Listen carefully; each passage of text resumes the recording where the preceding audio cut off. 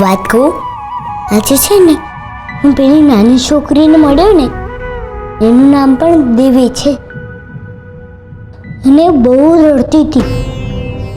ને પછી મારો અવાજ સાંભળીને રડતી બંધ થઈ ગઈ ને હસવા લાગી. જેમ હું તારો અવાજ સાંભળીને રડતો બંધ થઈ જતો હતો ને એમ. માં, એના બાપાએ આપણી પાસેથી એક માટલું પણ ખરીદ્યું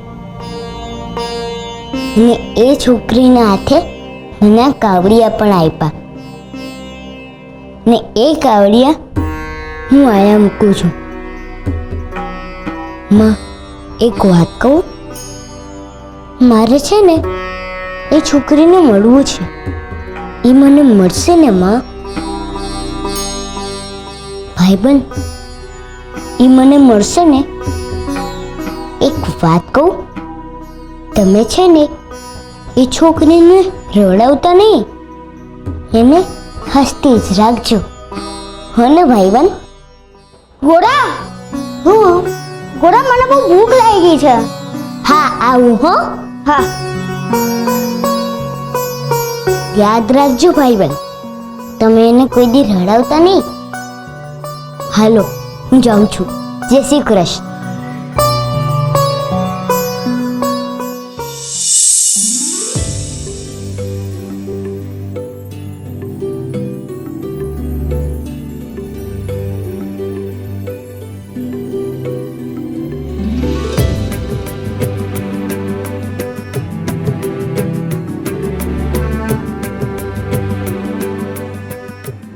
લ્યો બાપા.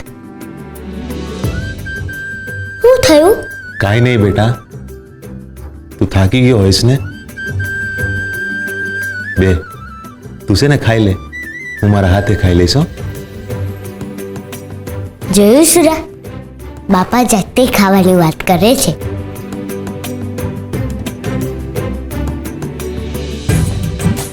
એ તો સારું કહેવાય ને ગોરા. ખાવા દે બાપાને એમની મેળે. હા બાપા, તમે તમારે મેળે ખાઓ. હો,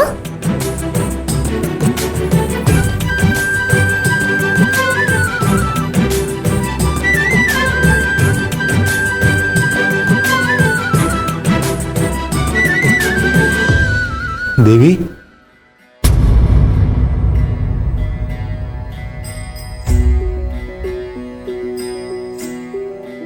ગોરા બેટા, રોટલો ખાતો તો ને તો દેવીની યાદ આવી ગઈ.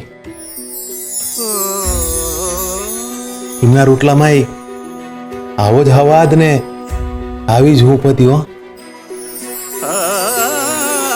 હરે કૃષ્ણ. ગોરા, આજે તો તે એકદમ માં જેવો જ રોટલો બનાવ્યો છે. ગોરા, રોટલામાં હવે માના હાથનો સ્વાદ આવી ગયો. હાચે રોટલામાં માના હાથનો સ્વાદ આવ્યો? હે બાપા? ગોરા, રોટલો ખાઈને તો આજે પેટમાં ટાઢક વળી, એટલે હવે રાતે બહુ સરસ નીંદર આવી જશે.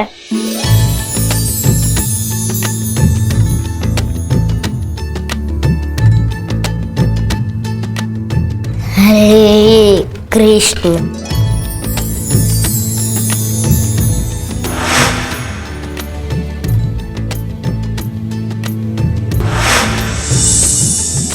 ગોરા, તું કેટલા દિવસથી માના હાથનો સ્વાદ ગોતતો હતો, પણ આજે મળી ગયો.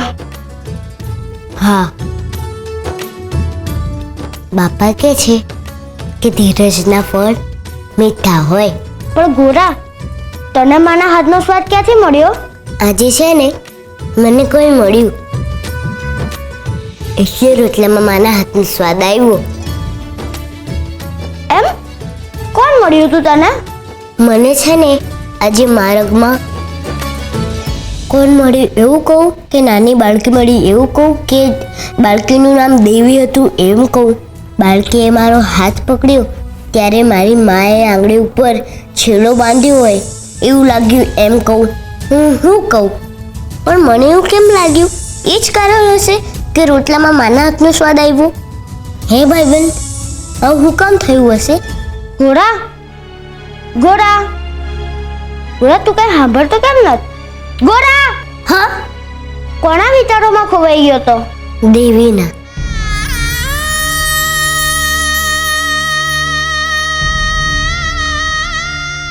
હે? માના? હા, માના.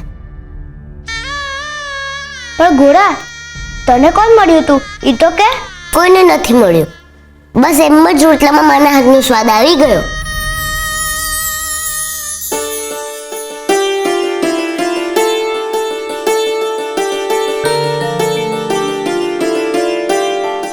તો પછી તું ખાતો કેમ નથ? મને છે ને અટાણે ભૂખ નથી. તું જમી લે બાપા. તમે તમારે પણ નિરાતે જમી લો. હા ભાઈબંધ, રોટલામાં માના હાથનો સ્વાદ કેમ નો આવ્યો એ તો મને નથી ખબર, પણ જી થયું એ હતું તમારો પાર માનું છું. હરે કૃષ્ણ. સ્પર્શ. પ્રેમની અનુભૂતિ છે સ્પર્શ. જે રીતે અન્નને પેટ સુધી પહોંચાડવાનો માર્ગ છે મુખ, એ જ રીતે પ્રેમને હૃદય સુધી પહોંચાડવાનો માર્ગ છે સ્પર્શ. પ્રેમ આંખોથી અને શબ્દોથી પણ વ્યક્ત થાય છે, પરંતુ સ્પર્શ એ અભિવ્યક્તિનો સૌથી ઉત્તમ માર્ગ છે. ફૂલોને ઝાકળનો સ્પર્શ, ધરતીને વરસાદનો સ્પર્શ અને એક બાળકને એની માતાનો સ્પર્શ પ્રેમની પરાકાષ્ઠા કરાવે છે. બાળક માતાના પેટમાં હોય છે ત્યારથી જ એ માતાના સ્પર્શનો અનુભવ કરતો થઈ જાય છે અને ધીમે ધીમે એને માતાના અલૌકિક સ્પર્શની ટેવ પડે છે. સ્પર્શ હૂંફ આપે છે, સ્પર્શ સુરક્ષાનો ભાવ આપે છે અને સ્પર્શ એ સાથે છે એવી અનુભૂતિ કરાવે છે. અને એટલે જ ક્યારેક આંખો અને શબ્દો પણ મૌન થઈ જાય છે જ્યારે એક માતા એના બાળકની આંગળી પકડે છે. સ્પર્શ થાય છે શરીર પર, પરંતુ એ છાપ છોડે છે હૃદય પર.